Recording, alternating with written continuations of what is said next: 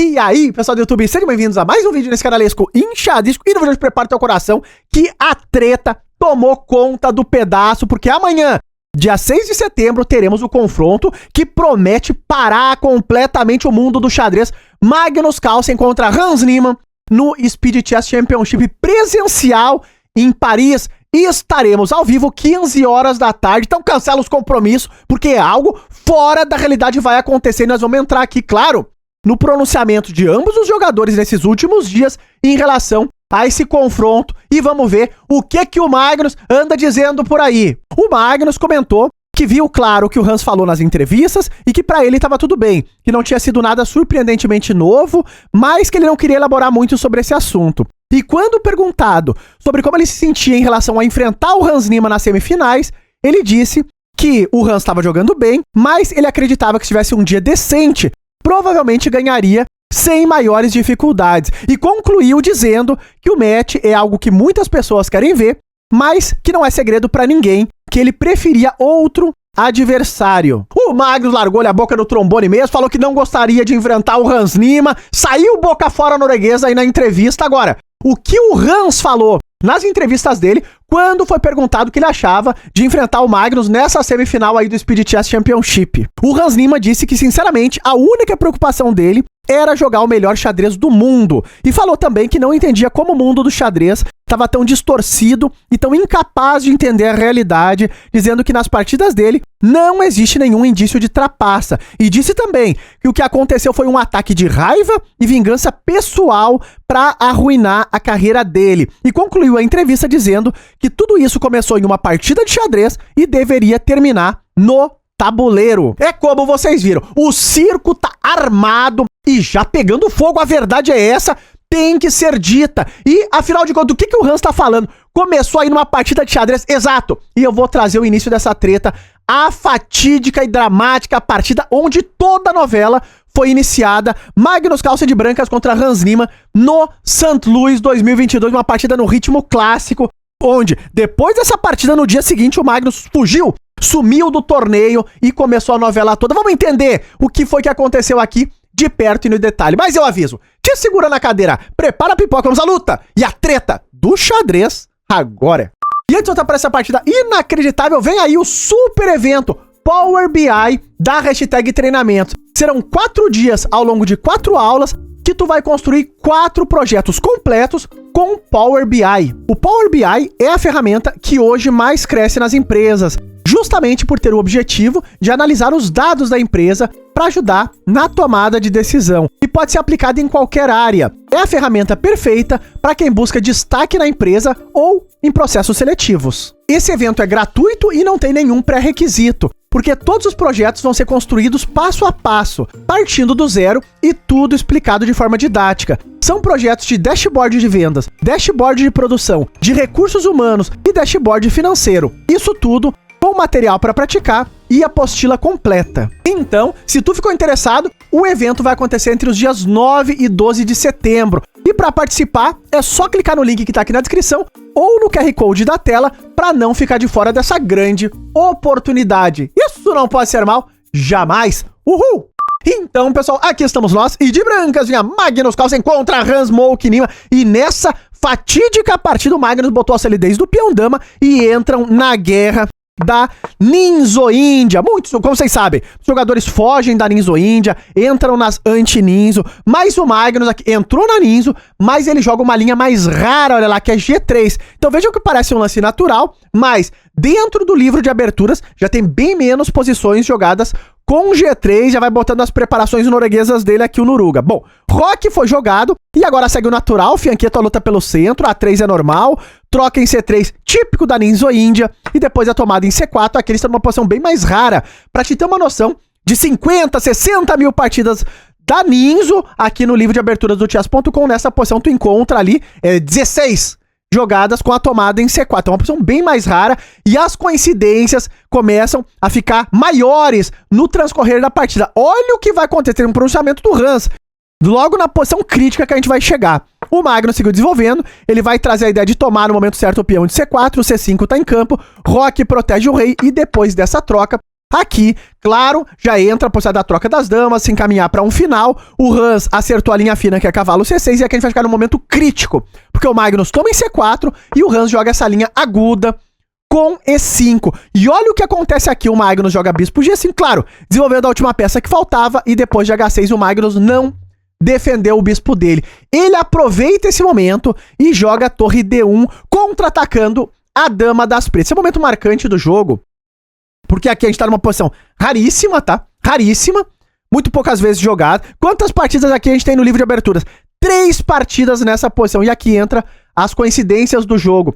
Por quê? Eles estão numa posição muito poucas vezes jogada, e o Hans, naquela mesma manhã, na coletiva de imprensa, ele falou que tinha visto essa posição nos estudos dele naquele mesmo dia, antes dessa partida. Ou seja, qual a probabilidade de 50 mil posições da Ninzo, o Hans estudar a partida, a posição que ele jogaria com o Magnus, e só tem 3 partidas de 50 mil. Aqui começou a treta toda, de que, isso aí foi lorota, pra justificar o quão perfeito ele seguiu jogando essa partida, e aqui entra as teorias de conspiração e tudo. Comenta aí embaixo o que tu acha dessa probabilidade, mas o Hans sabia que o torre D1 do Magnus não era o fino da vez. Esse lance mantém a posição em equilíbrio, mas com pequeníssima vantagem para as pretas. Vamos entender no detalhe aqui.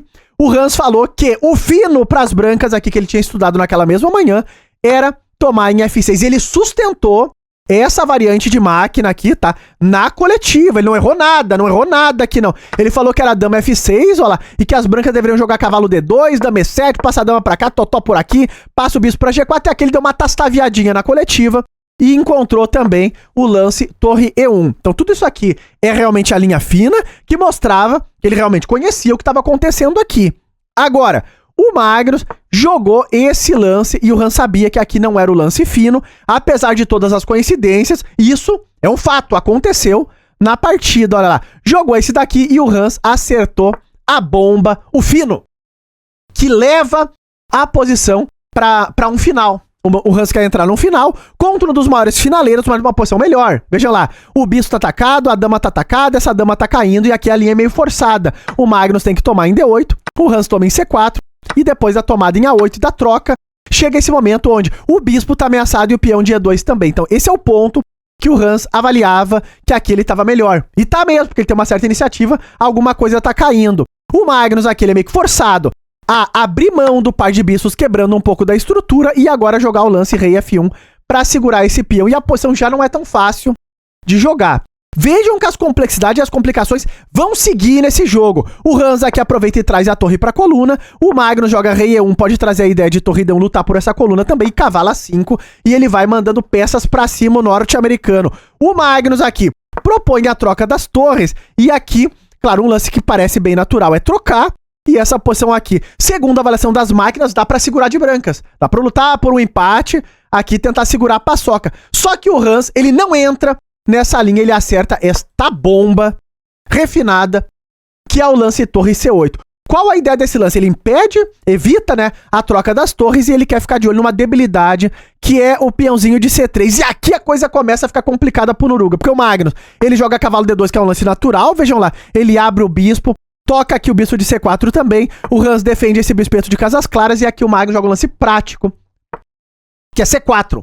Ele sacrifica um peão com a ideia de que o que o Magnus tá vendo, se ele ficar defendendo esse peão, ele vai ser espremido como uma verdadeira laranja aqui, até que vá abaixo. Então, a estrutura tá toda quebrada e, aparentemente, ficar defendendo esse peão a longo prazo vai ser um problema. O Magnus, então, resolve sacrificar o peão em troca de iniciativa, onde ele vai tentar lutar, claro, por um empate, porque aqui ele tá um pouco pior. Bom, o Hans Niemann tomou o peão que tá sendo sacrificado, o Magnus trocou por aqui a retomada de torre, e agora o Magnus consegue se infiltrar. Então, vejam lá, a ideia de tentar buscar contra-jogo. Inclusive, o Hans aqui, claro, jogou rei G7, o Magnus também falou pós-partida que a forma como o Hans jogou esse final, poucos jogadores conseguem jogar. Então essa foi a percepção do Magnus, tá? Ele comentou também que ele é acostumado a botar pressão nos jogadores em finais como esse, e que muitos jogadores não conseguem solucionar os problemas que vão ser colocados aqui, mas o Hans não só solucionou todos, como de maneira surpreendente. Vamos ver no detalhe isso daqui. Bom,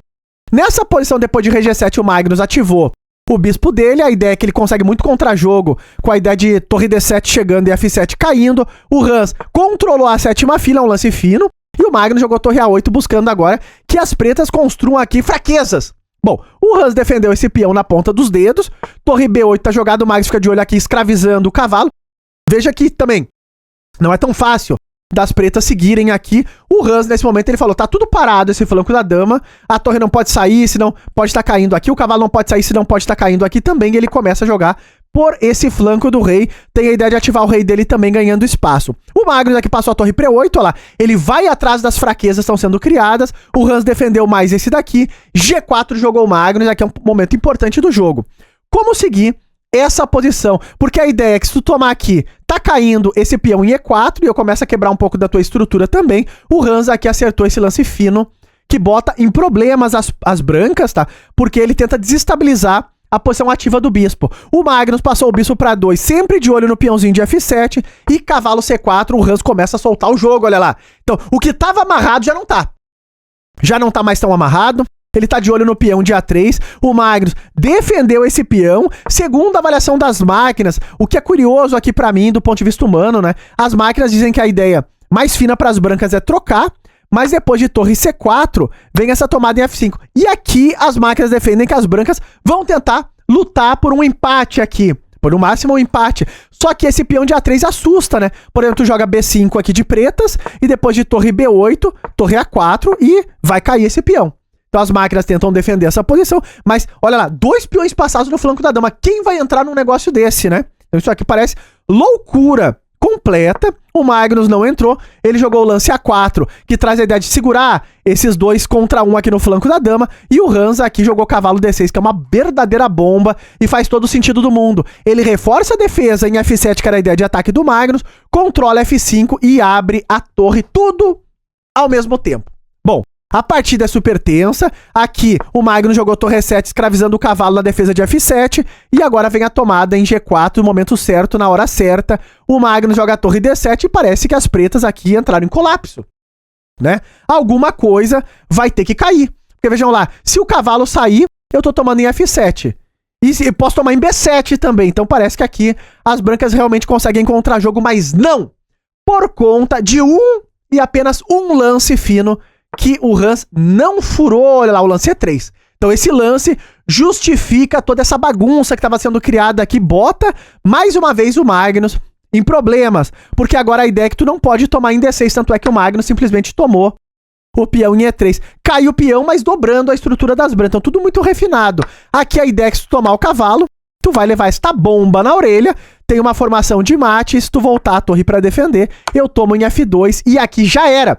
Porque tu vai perder uma torre completamente inteira, fim de jogo. Então tinha esse tema tático aí que o Hans não deixou passar. Bom, o Magnus tomou esse peão, agora o cavalo segue ameaçado, se sair cai F7, só que o Hans consegue cavalo E4, olha lá. E ele volta no tema de mate, então a posição que se complica muito, vira um verdadeiro laiô. O Magnus tem que sair desses temas de mate, tá? Ele jogou o lance rei F1, que é o fino nesse momento. Qualquer outra coisa, ele ia entrar em colapso. Então torre C1 tá jogado, rei G2 e o Hans vem agora atrás de aproveitar essa estrutura quebrada com boa iniciativa. Observem que tem um peão caindo em F7, o Magnus aqui tomou esse peão, então agora ameaça todos os descobertos existentes da face do planeta, só que ele não vai conseguir executar isso não. O Hans toma em E2 e aqui surge um repeteco e claro, o Hans recusa qualquer oferta de empate, aqui joga rei F6, que é o fino, mantendo vivo esse final complexo, vejam lá. Tudo parece estar caindo, a posição é complicadíssima. O Magnus joga agora esse lance com a ideia de tocar o cavalo e tomar o peão de B7 em algum momento. Só que o Hans aqui joga a torre D2 e olha o que vai virar isso daqui. Defendeu a ideia do Magnus mais uma vez com tática. É o fino da vez, torre D2. E o Magnus aqui joga a torre F7 e depois de rei G6, parece que o Magnus pode, de novo, olha lá, ameaçar algum golpe, algum tempo. Ele tá começando a tomar o cavalo com cheque, depois ganhar a torre. O Hans, ele defendeu com um lance aqui completamente assustador, que é cavalo G5. Parece nesse momento que o Hans tá completamente perdido, vejam lá. Porque eu tô tirando o bispo com cheque, tomando essa torre. Só que essa linha não funciona. Sabe que o Magnus jogou a linha e quando ele toma a torre, ele é surpreendido por essa bomba que é o duplo. Então cavalo G5 não foi à toa. Olha lá, ele entra agora no final de bispo contra cavalo com um peãozinho a mais. Ainda é super complicado de converter um final como esse. O Magnus jogou A5, fixando agora esse flanco da dama.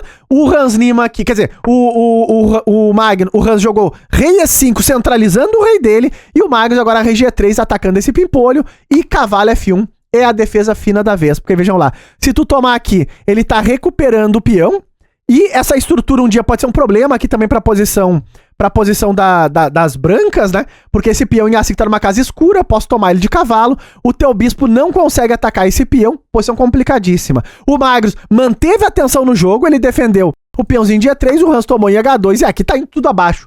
Tudo indo abaixo. A ideia do Magnus é que é jogar lance E4. Olha, interessante, né? Porque ele quer jogar esse plano aqui. E se tu tomar o peão, que é o que aconteceu na partida, a ideia do Magnus é ir atrás do flanco da dama. E ainda, tu pode deixar escapar essa posição se tu não jogar o fino. Sabem que o Hans aqui, ele jogou rei F4, tem uma ideia de avançar com cheque, bispo C8 de olho nesses peões, esse é um momento importantíssimo. Porque se tu simplesmente avançar, tu pode, a posição já empata. Porque vai cair todo o flanco da dama sem nenhum tipo de contrajogo pras pretas. O Hans, ele joga cavalo F3, que é o bom, o terrível, porque o cavalo vai chegar no momento certo. Observe o que acontece aqui.